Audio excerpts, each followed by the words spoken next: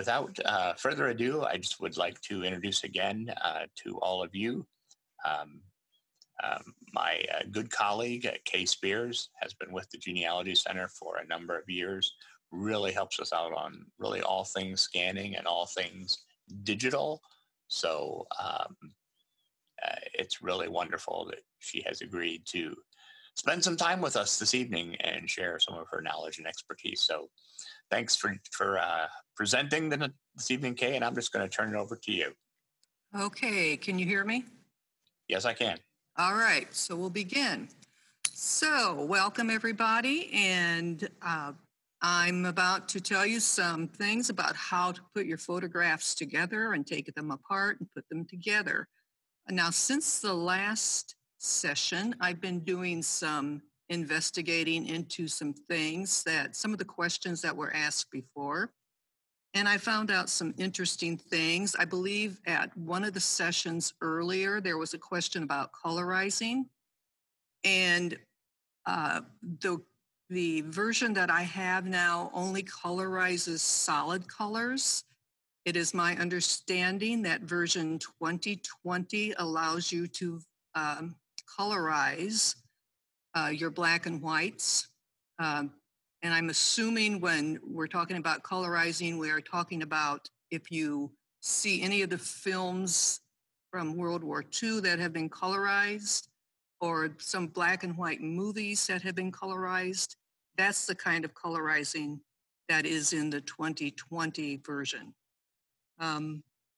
Also, something else about the 2019 and the 2020 versions is that when you upgrade to those two versions, it does not override any of your older versions.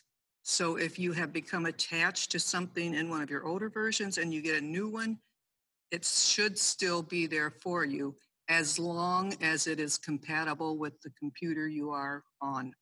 So those are a couple of interesting things that I found out since I saw you last. And I got that information from some YouTube videos that were put on by a man who is part of what is called howtoguru.com.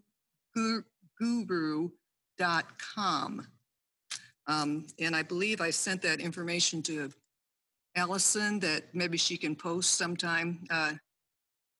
He is on YouTube, and he also has a website where he has different versions that he has courses that you can take.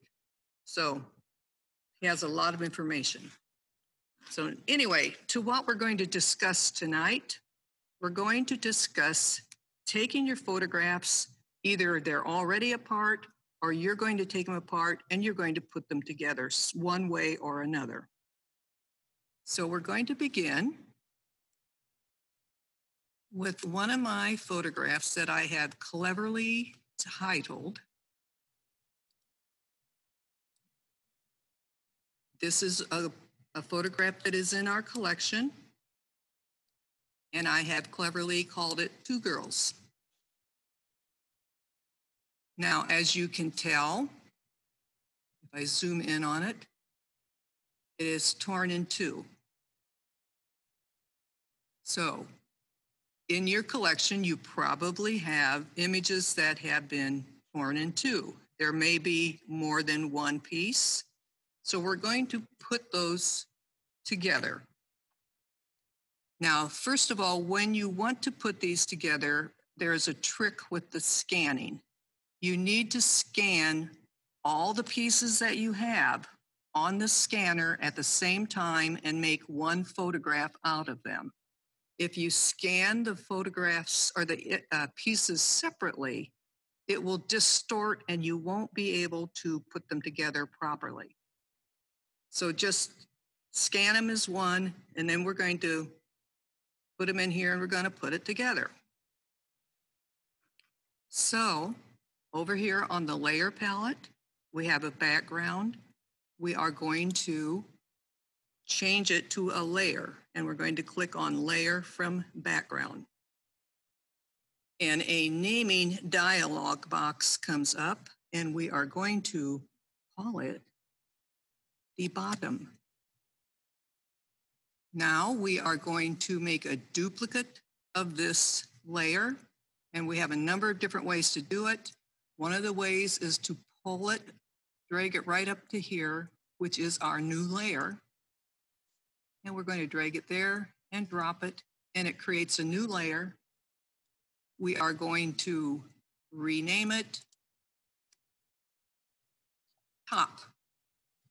So now we have two layers, a top and a bottom.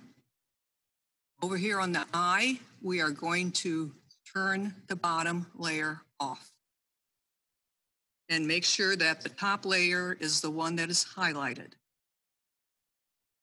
Now what you need to do is go over to your select tool, and when you're in Adobe, you need to get used to your select tools because they are very important. There are all different kinds here. There's the square and the oval and all the lasso tools. And then there are the quick pick tools. And we're going to go into the quick pick tools tonight. Down here are the quick pick tools. This is the quick pick tool. This is the selection brush, the magic wand, which has been around for a long time, the refine, and then their automatic selection. My opinion on the automatic selection is that it does just about the same thing that the quick pick does, because you have to still go back in and tweak it occasionally. So you might as well just use the quick selection. So we're going to click on the quick selection. And if you can see my cursor, make sure I got the right thing. It is a crosshair in it, in the round part. I'm going to go up here to the corner. I'm going to hold my left key on my mouse down and drag it. And you'll see it going down.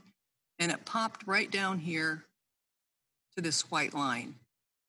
I want it to go further. I want it to go there. So I need to do a little tweaking to move it down. So it's down below, but I need to make sure that I've not selected any more than what I want. So I am going to zoom in and look at the selection to make sure I've got everything I want and not more. Okay, so it looks good. So now what I do is I go back here. I'm still on the top layer. I go to my delete button on my keyboard and hit it. Now the top portion is missing, and I'm going to, the select is still on, so I need to turn it off, and that's a Control D. So now we have the top and we have the bottom, and we're going to turn the bottom back on. So there's the bottom. And I'm going to go over to my Move tool. Now, I don't know if you can see it very well, but around the top layer is a bounding box. There's got little bounding corners here, and there's a little thing in the middle, and it's on all four edges. Using my arrow key on my keyboard, I'm going to move this up. And here we go. And we're going to zoom in a little closer so we can actually see how close we're getting.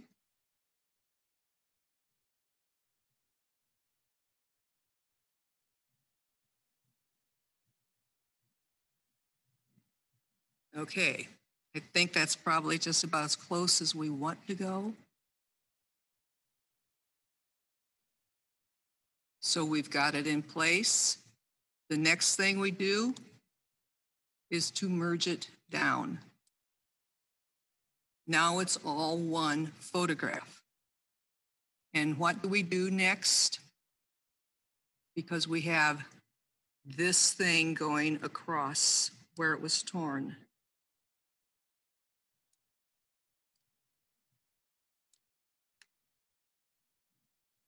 We are going to our clone tool. And for part of this, we're going to use the spot healing clone tool. And we're going to make it bigger. That's too big. No, it's not. So zoom in on it just a little and just start fixing it. And stop right there. Go over here.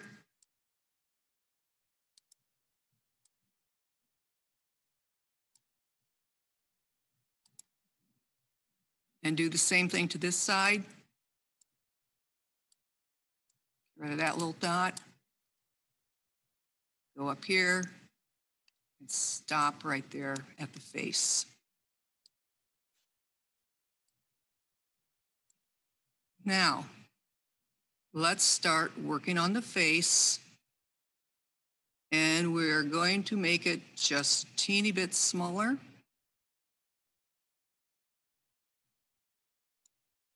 And start gently going, as gentle as you can go using a cursor with a mouse with a clicker on it. And we're going to go over to this side. And just keep removing it. Kind of watch the shadows and the highlights. You can always go back and correct some of the things if you see them. Go over here.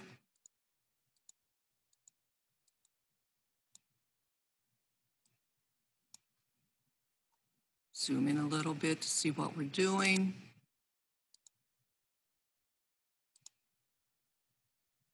And go over up here.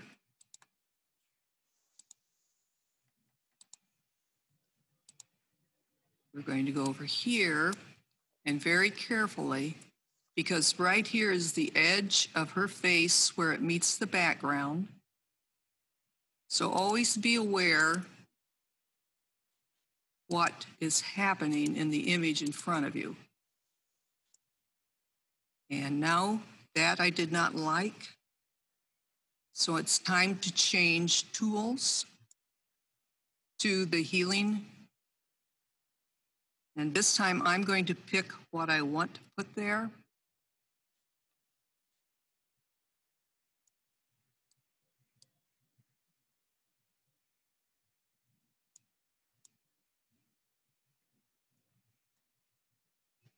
Now, did anybody notice what I left alone? We have noses. We got two noses. Noses are interesting things to do. And I'm sure that when all of you were young, or maybe not, you might have drawn people. You might have drawn a face. And when you got ready to put a nose in, you might have put two dots in there surrounded by a circle, giving someone a pig nose. Well, you really don't want a pig nose. And you need to look at the angle of the faces, because nostrils do not show all the time. So you're not going to go around putting nostrils where there are none. So on this one, we need to very carefully repair that section.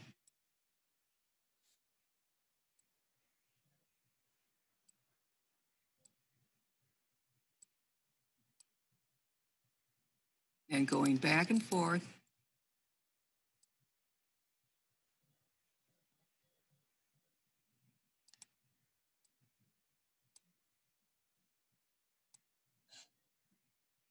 And there's a spot here we're going to get. And this spot needs to be worked on. And this here is, I'm not sure what that is, if it was caused by the scanning, but I think that is not due to anything in the photograph itself. Because it just doesn't, it has a straight edge on it, and that's kind of odd. So we've sort of got a start on it. We can kind of see a resemblance to a nose there without adding any nostrils. Let's go over to this one.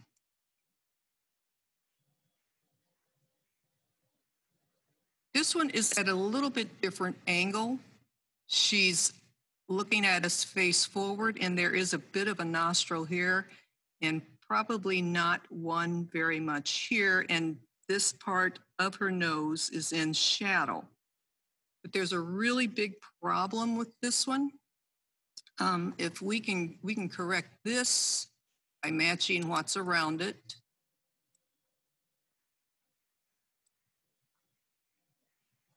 But this area right here, there aren't any good pixels to choose from. So we have to be very creative, and we have to be aware of what this nose probably looks like. So we start on this edge and work in, and we start building up pixels to replace the bad ones. And you just keep on going till you get enough that you feel that it's going to work.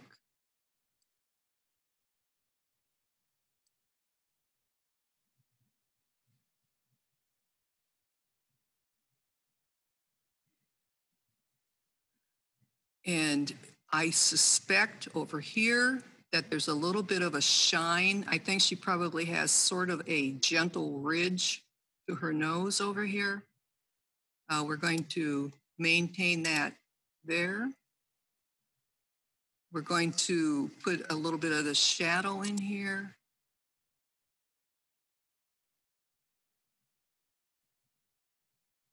And we're just going to keep working toward the edge until we have it where we want it. And then we're going to back up and keep checking things out. And it is starting to form into a nose. There should be some kind of a section here that should be a little bit of a darker shadow. And then the wings of the nose. And this is probably highlighted here a little. But those are the kind of things you look at when you're doing faces, especially when there's nothing there that you can build anything on. You kind of have to compare what's going on with the shadows and what the other side of her nose looks like. So that is one way to put a photograph back together. And I will show you, I'm going to close this down.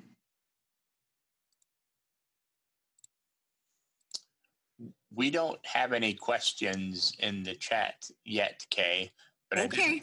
I did want to just comment that that's pretty darn amazing. So, so thank you for sharing that with us.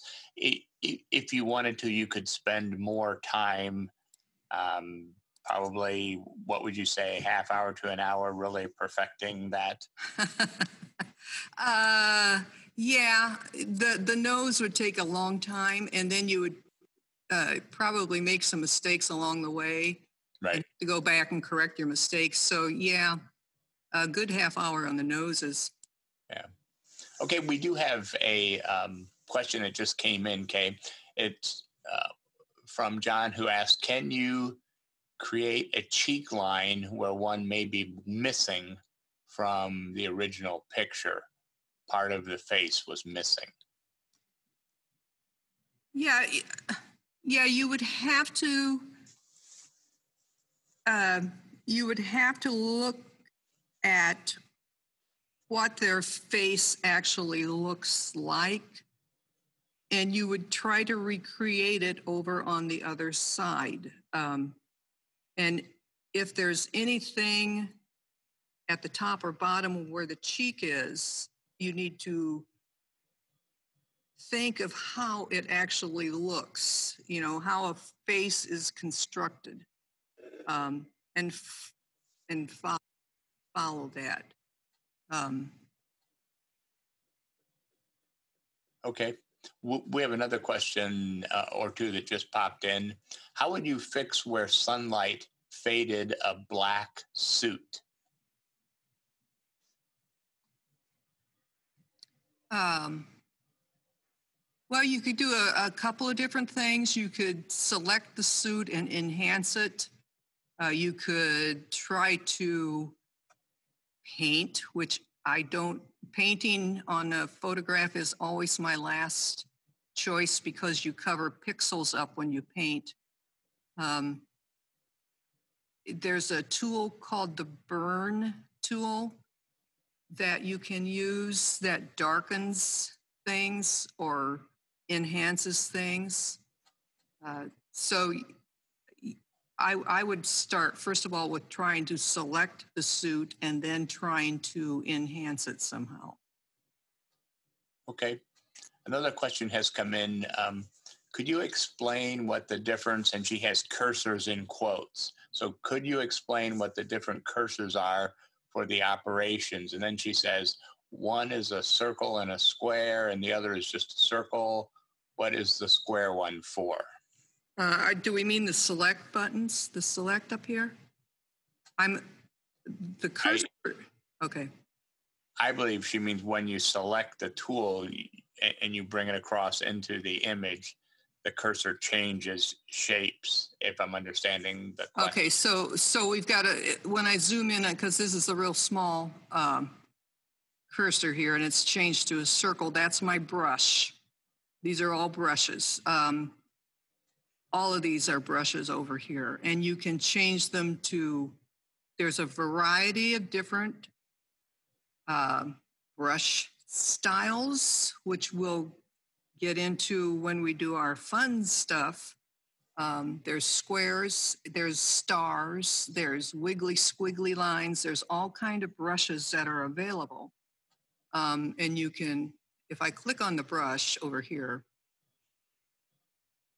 if I click down here at the dialog box, there are all these brushes that I can scroll down to choose from, and I've got default brushes right here, all more than you would ever want in your entire life here that do different things. So when you pick one of these, your mouse tool, right now it's an arrow, but that will change to whatever brush you choose. Okay, great. A follow-up question was, when you were cloning, the cursor changed when you right and left clicked. True? Depending on it did with the healing brush. I believe it stays the same on this because, yeah, see, oh, I'm on the wrong thing. Always, yeah, see, it doesn't change there, but this one, it will change when I hold the Alt key down because I'm going to select something, and then I'm going to move it over there, and there's a little or a little cross that's my source, and I'm putting it over where the circle is. Okay, good. It looks like from the chat comment that you just answered the question, I believe. Okay, so let's see if I can zoom this out here. Okay. Now here it is, what we just went through. And, that's what it is right there. And here it is together. Here it is enhanced, and word of caution on enhancing. Sometimes you will get a little bit of artifacts going on when you enhance, so you probably need to go in and check and then do more cloning. So then that's the enhance, and then here is one that I've given it a whole new background, and I have made a layer out of the lettering. And I also did some more, I did a vignette around the women. So that's what it looks like after you've been working with it for a while. So at different stages. So that's my two girls. And I'm going to close them down. Okay, on to the next, take apart and put together. And we need to open up the bin. Open the bin.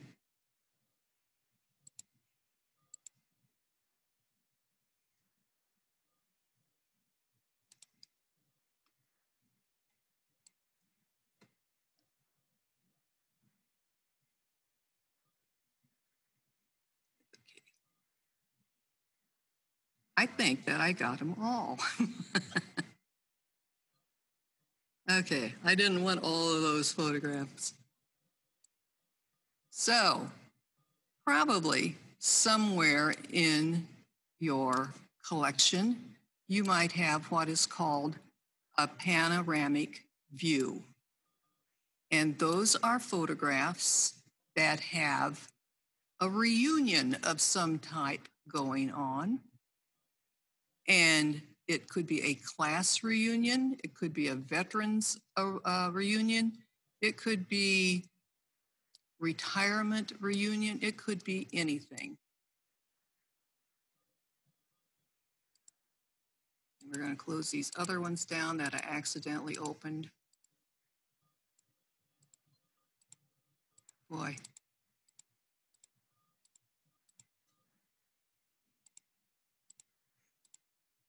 Okay, so we have 6 images open. And these are all sections of a panoramic view. And if I open this,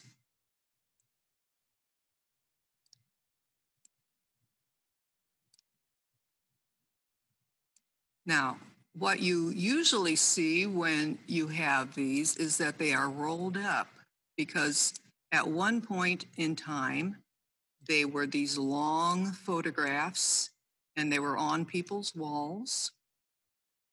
And then they took the photograph down and took it out of the frame and rolled it up and put it in a box. And years later, you pull it out and it's really hard. And when you try to unroll it, it starts to crack. So if you do have something like this, one of these panoramic views, and it's in a roll, you need to be very careful how you open it. The best way and the longest way is that you put a gentle kind of a weight on it. You try to open it up, and in the middle of the photograph, you put this weight and you leave it there for a while, and then you gradually move that weight to the edges till it opens up and it relaxes. You don't want to use moisture to open these up. Once you get it open, then you scan it. Now, if anybody knows what a flatbed scanner looks like, you know that a lot of these photographs aren't going to fit on a flatbed scanner. They're just too big. So that's why you put them in sections. And if you look at these 2 sections right here, you'll see a girl in a checkered dress here and that same girl over here. So when you scan these, you will scan them and you will overlap the edges of each section at least an inch.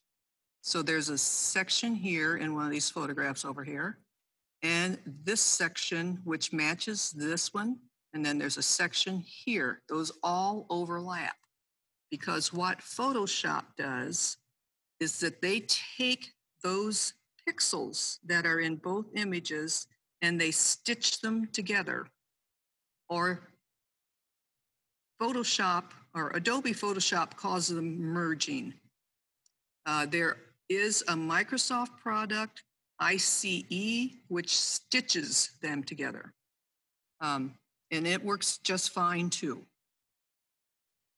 But so when you do that, it is an automation And you need to do it with not very many things open on your computer because it uses, especially in cases where you've got large panoramas that you're putting together, it uses a lot of memory. So I want to close these others down. I just want these two here because I'm not going to do the whole thing. I just don't want to lock my machine up.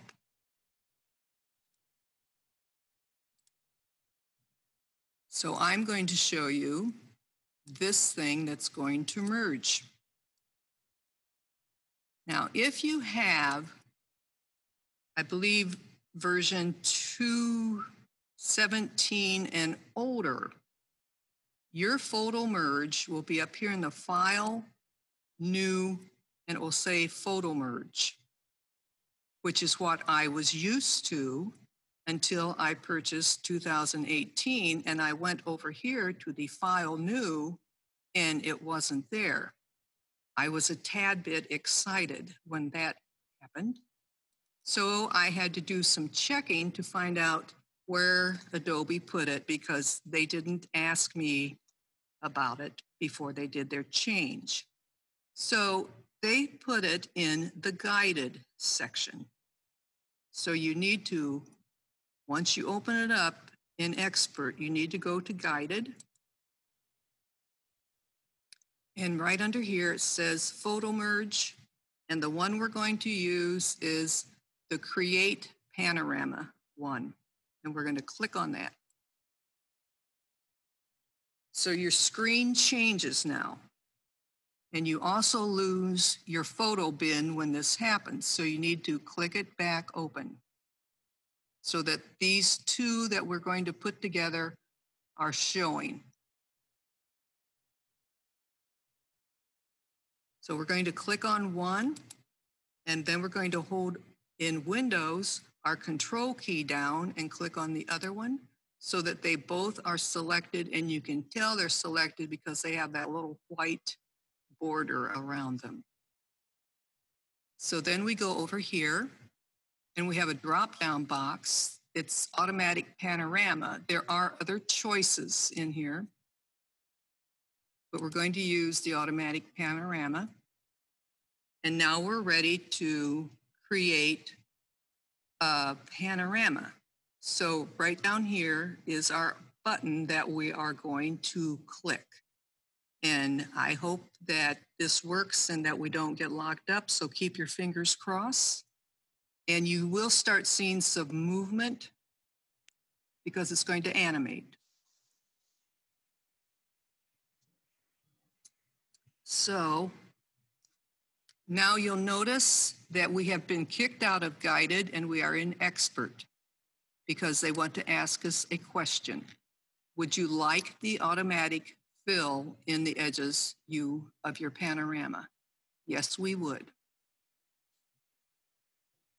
So now we're back to guided and we don't see anything because we're back to guided. We need to go back to expert.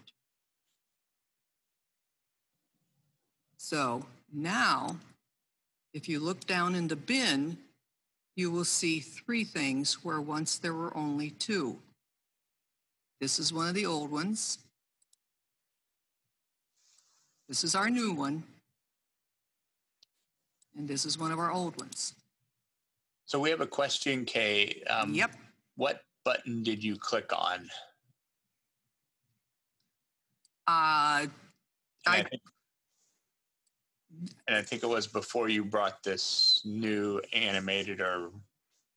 I clicked on the Create Panorama. It's down at the bottom in Guided. It's down here in Guided. And it's really pretty small. It's hard to see, but it says Create Panorama. And as soon as you do that, it starts automating. And it starts doing all these things. You get all this flash show that goes on with it. So here are the two images we have, and you'll see there's the girl in the checkered dress. The next step would be to go over here and merge the layers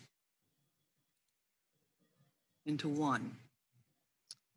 So that is how you put those really long panoramas together. And I do have a finished one to show you.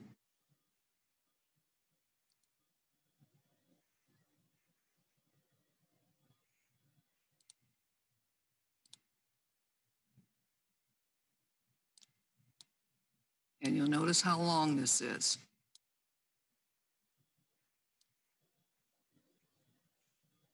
So there we are, and there's our girl with the checkered dress.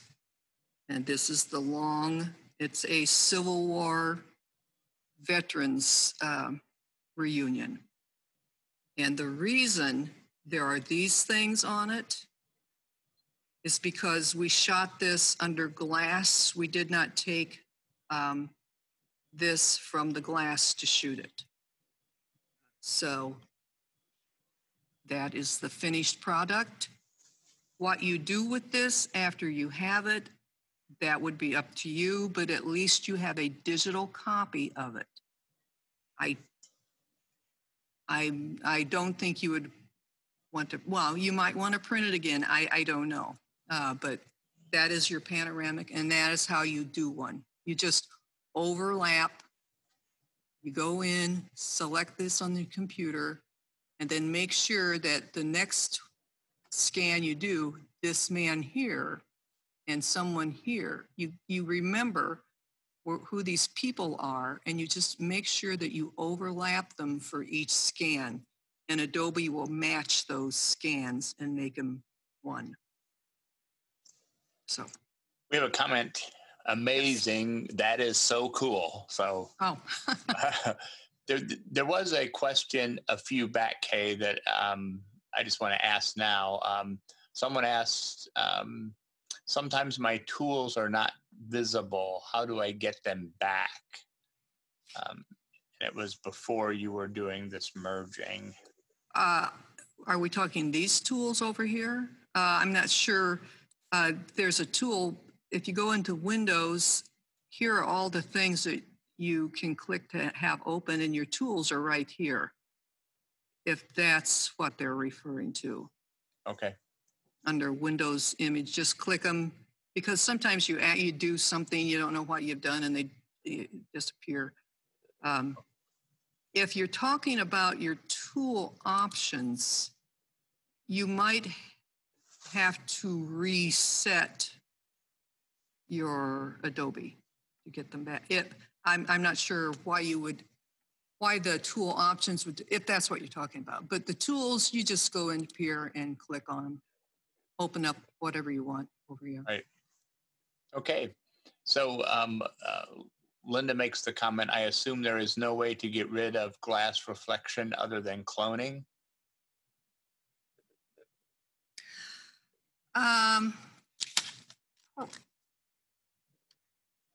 Right offhand, I suspect that there might be, maybe. It would probably take a while, because you would have to start messing around with this, and you would maybe select this area, for instance, and maybe do an enhancement that kind of matches this section. Would be one way to do it. Just quickly, that is what comes to my mind first. But I think that would be easier than cloning. It would just to try to fix it through an enhancement of some sort. Okay. You'd have to use your select tools to do that. Deb asks, I have a negative, which I can only see half of. If I scan it twice, then one half is too dark, one half is too light. Can I merge that? How do I keep them the same size?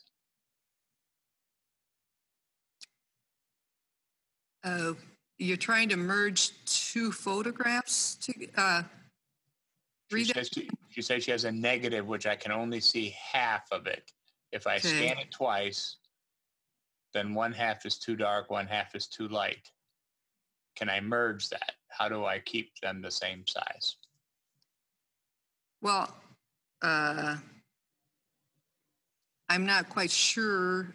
If they're one image, you can separate. You would scan them with the overlap if they are one image. So I'm not quite sure on that one. Okay. Without looking at what we're talking about. Sounds interesting. Yeah, Deb has a further clarification. It is one image. It is very washed out on one side. Okay, well, you could try to enhance the side that's so that so really there wouldn't be any reason, I think, maybe, I might be wrong not having seen the image, but my mind is telling me that instead of taking it apart and putting it back together, you would just try to select the area that's too light and into that again. But I'm not sure. You could do this kind of a merge on it, but I'm not sure that would really fix it. If you've got one side that's lighter than the other side, I don't think that would do. Taking a photograph apart and putting it back together again would help. I think you would have to enhance the side that's light. Okay. I may not be understanding this question, but someone asked, for a panoramic like your example, would you recommend combing all the photos at once or two at a time, moving left to right? I'm wondering if we're talking about a portable wand, portable scanning wand, and those are okay if that's what we're talking about. Okay, she made a clarification. She meant combining instead of combing. Do you recommend combining all the photographs at once or two at a time, moving left to right? Oh, you mean instead of trying to put 6 of them together and locking up your machine? Yeah, I think. You probably, since you're going to have eventually you'll have the same amount of resolution that you're trying to put together. So may not be an easy way of doing that. As long as you have matching pixels to put together, you can put the sides together as slowly as you want to, or you can just do a test run with your however many images, 6 images, and hit the button and see what happens to your computer. You're not, as long as you've saved everything, all that's going to happen is that you'll lock it up and then you'll turn it back on and know, okay, I need to shut something down in the background, like maybe the web, shut the web down, shut my email down, shut anything that's draining the power, and try it again. Okay. We have another question about, Kay, do you have any pointers for scanning through glass? Oh, no, not really. Glass is hard. Glass is hard to scan through, especially some of it when you can see the dirt underneath it. You try to, and when you don't want to take them apart because you don't want to damage it, sometimes there is a value in keeping those things together. You don't want to take that glass off, or you don't want to damage the frame that it's in. So you try to clean the top surface with some gentle cleanser that's put on a soft rag, and you wipe it as clean as you can get it and make sure that your scanner is clean.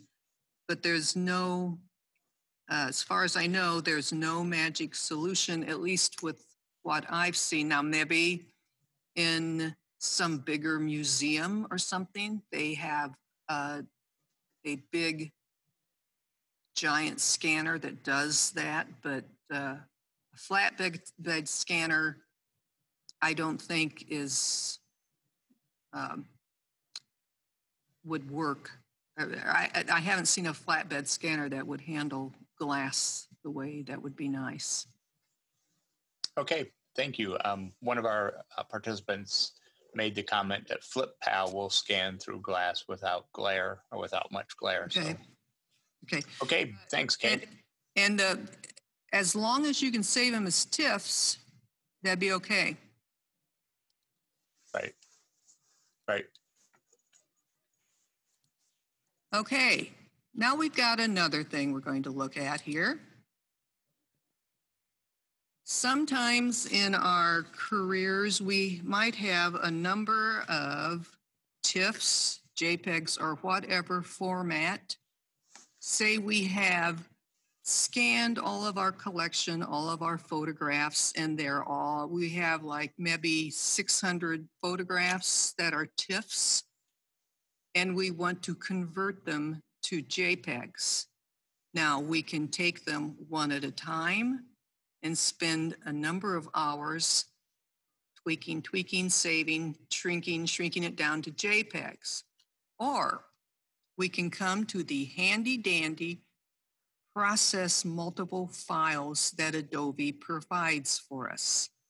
And they've provided this for us for a long time. And it is if you have Adobe Photoshop and Creative Suite, it is in there also. Now I work with both Elements and Adobe Photoshop and Creative Suite. And in this case, with what I'm about to show you, I prefer the processor in the Elements as opposed to the one over the other one. It's just simpler. So we're going to process and we're going to convert some TIFFs to JPEGs, and we're going to do it pretty fast.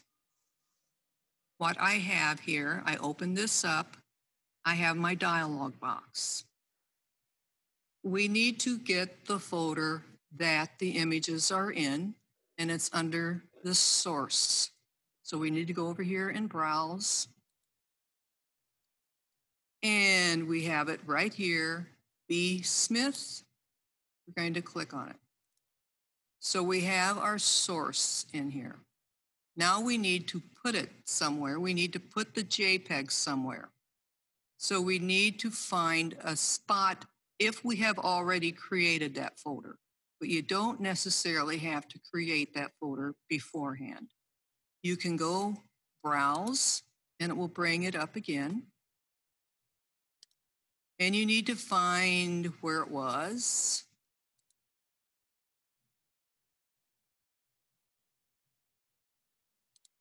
Okay, there's B. Smith. So I'm going to click on B. Smith.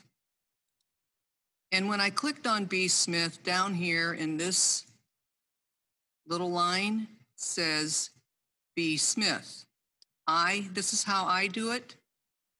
I highlight that, I copy that with my Control-C.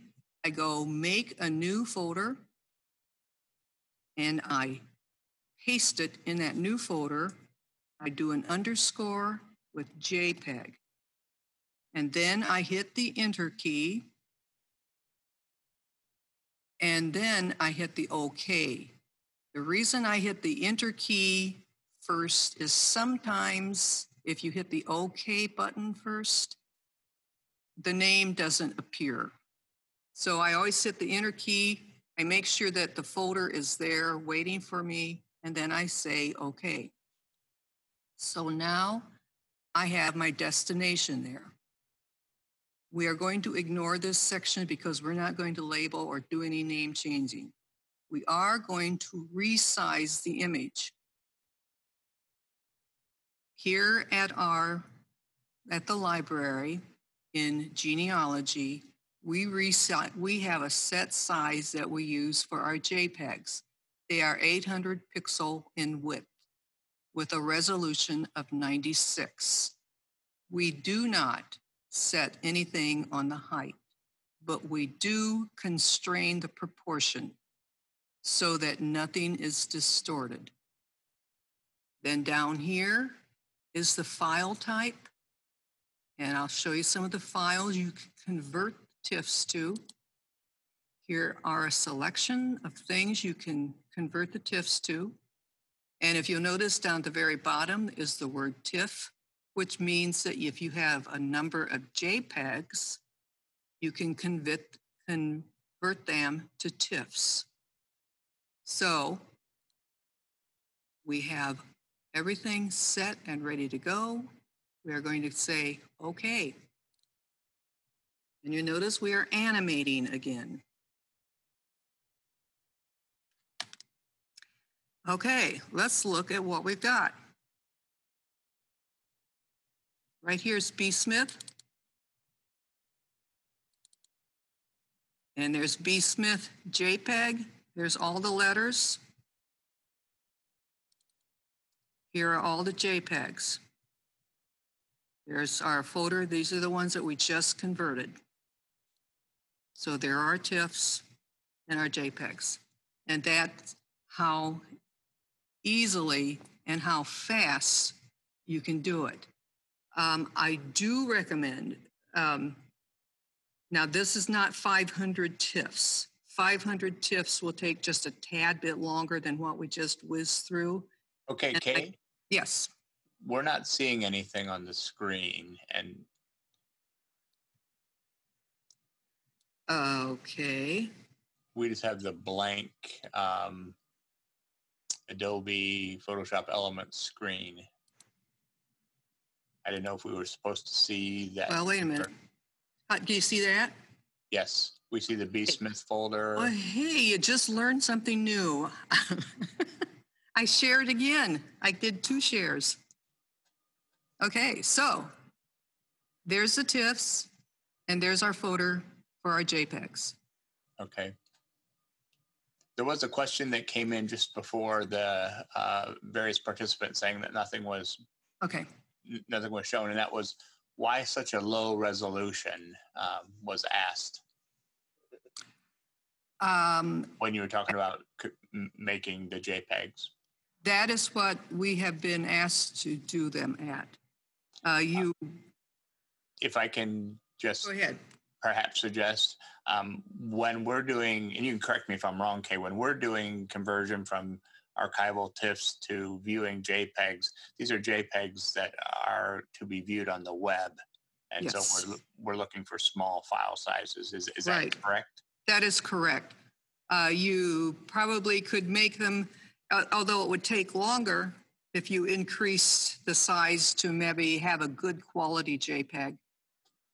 But as long as you constrain the proportions, you should be okay. But you can increase your pixels. Okay, I guess I'm going to click on this. We'll see what happens. Okay. Do you see my, okay. What are we still, Allison, how are we doing here? You are not sharing any longer, so you need to share again. Okay.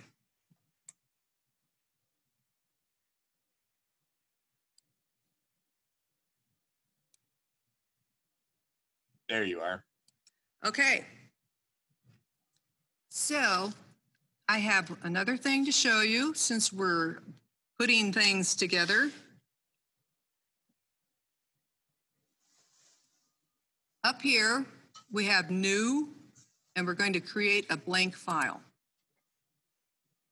This comes up with pixels. You have a selection of things that you can choose. I usually either use pixels or inches. I've never done any of the other ones. The inches I use if I'm going to do something that I know will eventually be printed. Anything that I'm going to put online, I do with pixels. And depending on where it's going, I find out what the banner sizes or the header sizes are for Facebook, Zoom, Instagram, Twitter, whatever else is out there. They all have different size things that they use. So anyway, that's where I would set that, would be in here. So this is a blank piece of paper. And we're going to put some things in here.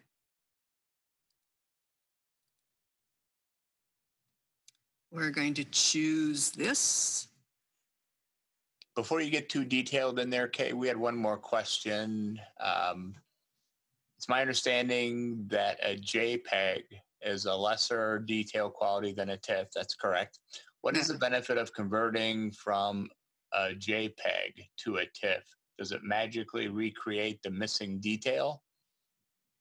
No, it doesn't magically do that. However, when you're working with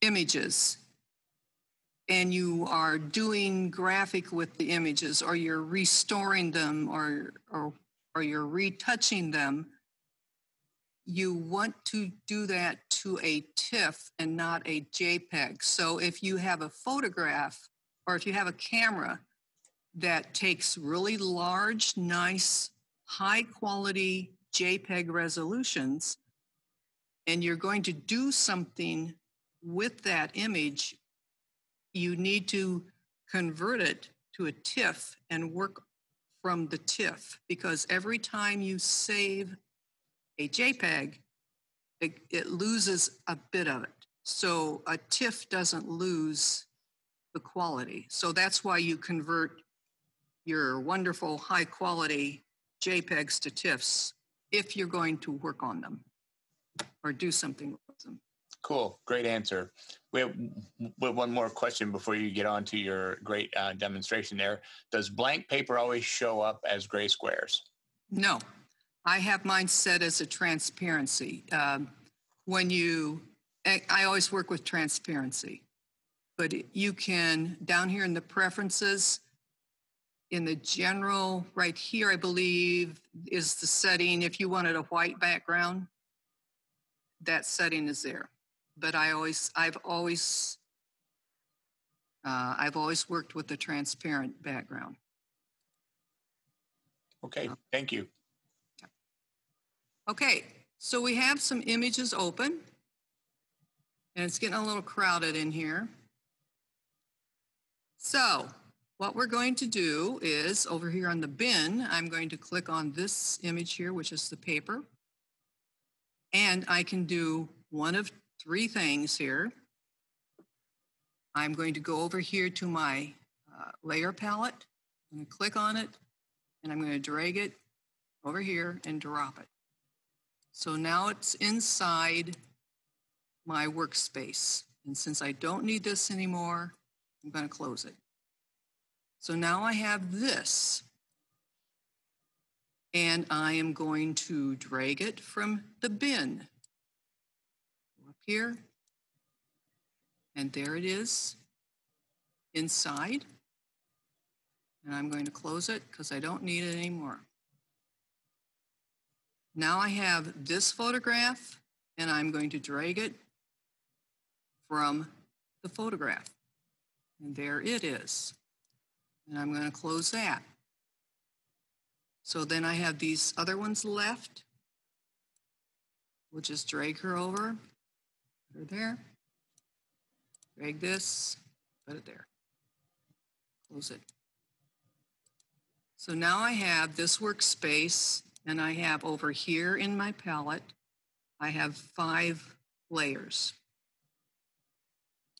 I can maneuver these layers any way I want. I can take this one and put it below that. I can bring this one up and cover it.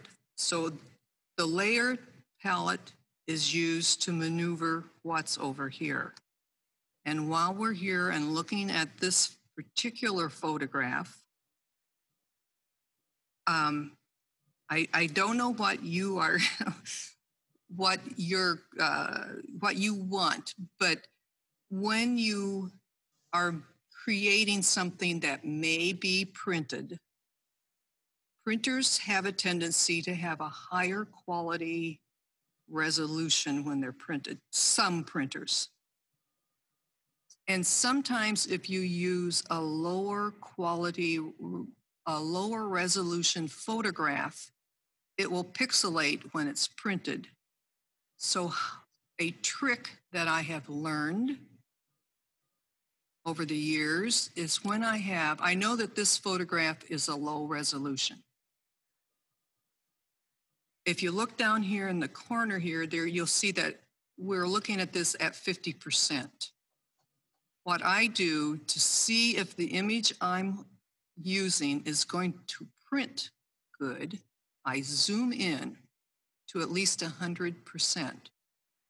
And when I see things at 100% starting to pixelate, I know that that image or that photograph isn't a very good photograph to use for print purposes.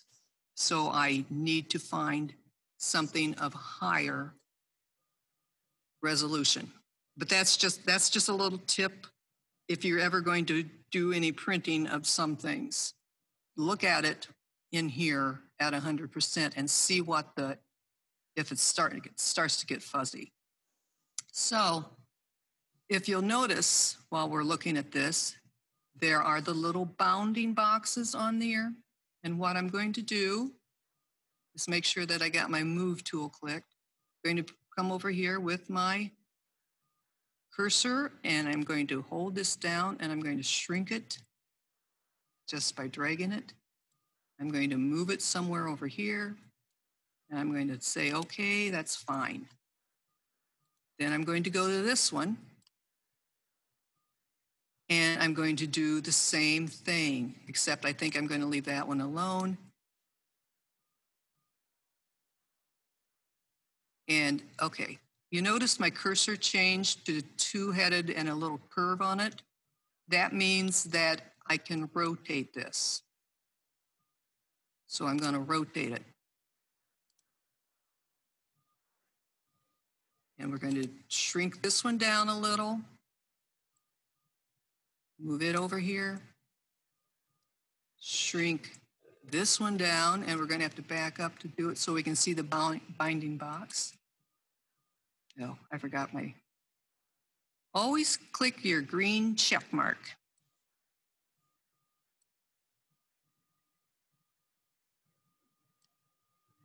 Okay, and we're going to shrink this one down a little.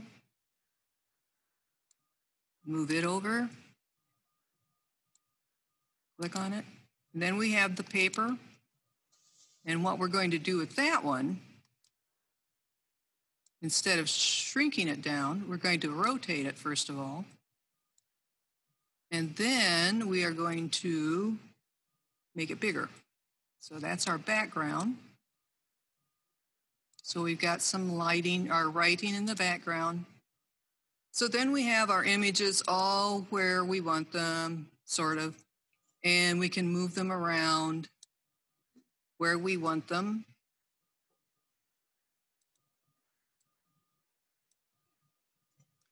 And then we can go, okay, we've got sort of a collage here. What can I do to my collage? And we'll start on this one. And we're going to, this is kind of an introduction into maybe what we might do next week. We're going to have some fun. After all the hard times of cloning and putting things together, we are going to go into our style settings.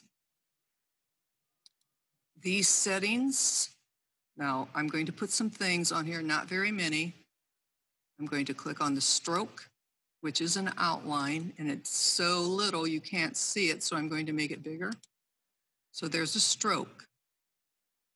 We are also going to put a drop shadow, and once again, it's little and you can't see it, so we'll make it bigger. And you should see something appearing there.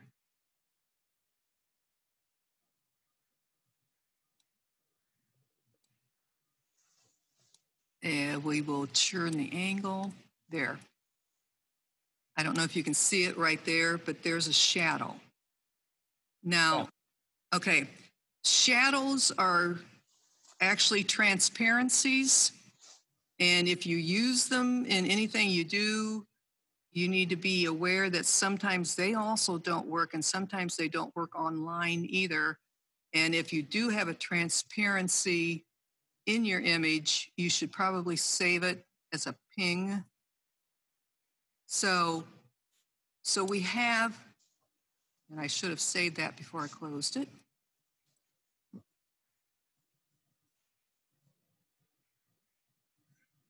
We'll do a quick one again. We'll just put the stroke on it. So we'll put that stroke on it. Now what we can do is we can go over here and copy that layer style, and we can paste that layer style on all of them.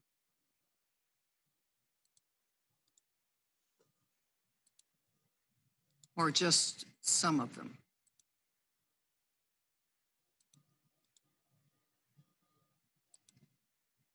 So if you were happy with that, then you might want to save it for online. So what you should do is, first of all, save it either as a Tiff or the PSD, which is part of Photoshop. And that's in here, under here. There's the PSD or the Tiff. So then you would go back and work on that one. And once you got it ready for your online things, you go in here and you save it for the web. And this comes up and it gives you an example. It also gives you a choice of whether you want to save it as a JPEG, a GIF, or a ping. So those are your options to save. And then it would be ready to put online. So those are putting things together. And that is about all I have. And next week, we're going to have fun. We're going to do some fun things and some interesting things. Well, this has all been fun, Kay, but more fun is good as well. So, okay. Thank you. Yeah. I believe we've covered all the questions up to present in the chat. So here's an opportunity for anyone to ask any closing questions or clarification questions for Kay. Question just came in. How did you learn all of this? I read, I watched videos, I took some classes, and I bought books and practiced and played, and that's how I learned. Okay. And you practiced, as you said. I do. If I might say something, and there's always a learning process, because recently I've found that how-to gurus, and it's interesting to watch somebody else do it, especially when they agree with some of the things that you've done your entire life. But it's always there's always something new to learn, and sometimes there's an easier way of doing things. So, right. So we've had a number of people comment about, thank you so much, nice job, thanks a lot. Mm-hmm. There's a question from Sarah that what is the use of the PNG format? Ping? Yeah. Ping is of all the formats, the file formats that are out there, the GIF and the TIFF and the bitmap and the JPEG, the ping is the newest one around, and I believe it was invented in '67. I forget when it came, but it was supposed to be a replacement for the Tiff, but that never worked out. It is used mainly. It's pretty good. It's supposedly lossless, and you can use it online, and it is one of the few formats that holds that transparency online. A JPEG, if you save something as a JPEG, usually with a transparency, with a shadow or something, usually those transparencies don't look good.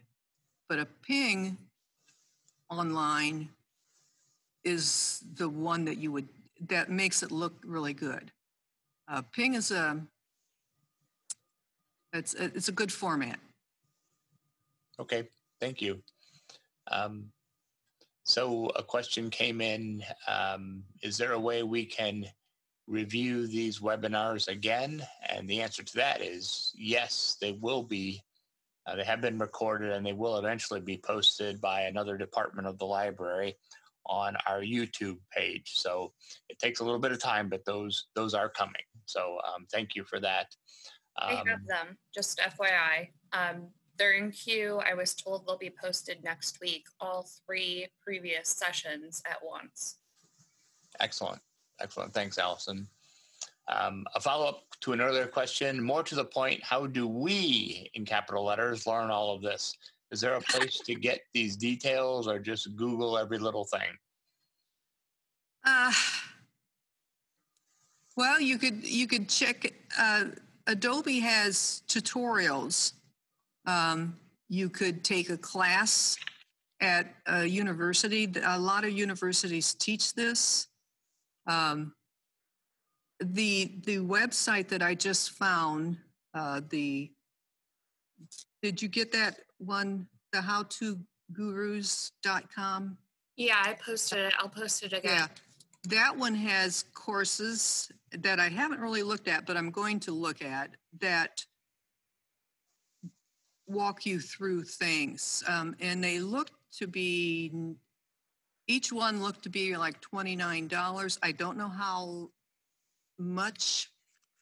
long it is, but yeah, you go to, you can take courses at universities, or read a book about it and do what's in the book. That's how you would learn.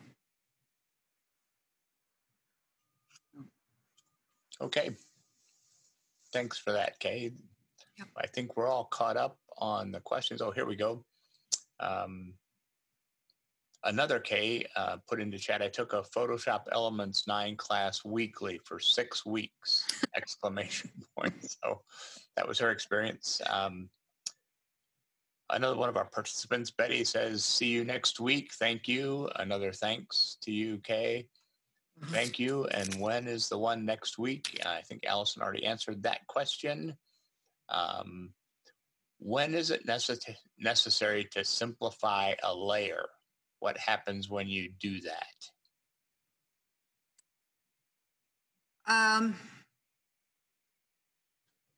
You simplify a layer when you want to change the rastering of it. And a lot of times you do that when you're doing text, because you want to change a, let me try to explain this simply. Text, Adobe is a raster-based program. Text is a vector. And if you put text in your photograph, or in this image right now, it comes in as a vector. And if you want to do anything to the text, because there are things that you can do to the text. One of the ways to change that text so that you can work in it is to simplify that layer. And that changes that text from a vector to a raster. So that's one of the reasons for the simplify. Okay. Another request for a definition. Can you define transparencies? Well, I can show you a trend. Let's look at the over here. This. Why is that still okay? If I go over here to layer 3, and I go up here to where it says opaque, and I move this down, the stuff that's underneath it is coming through. That means that this is transparent. So the transparency is the ability to see what's underneath. That's okay. Thank you. And it is a tricky thing to work with. Someone commented that they took some courses through the Parks and Rec department in New Haven. Another thanks to you, Kay. Appreciate your efforts and hope to play with the things you have taught us tonight. Well, if I might say something on taking courses, because I've taken, you know, I've attended classes and stuff, and some of the things, you take the courses and you're sitting there and you're doing the thing in the class, but once you get out of the class, you need to go home and do it on your computer, which I have sometimes not done.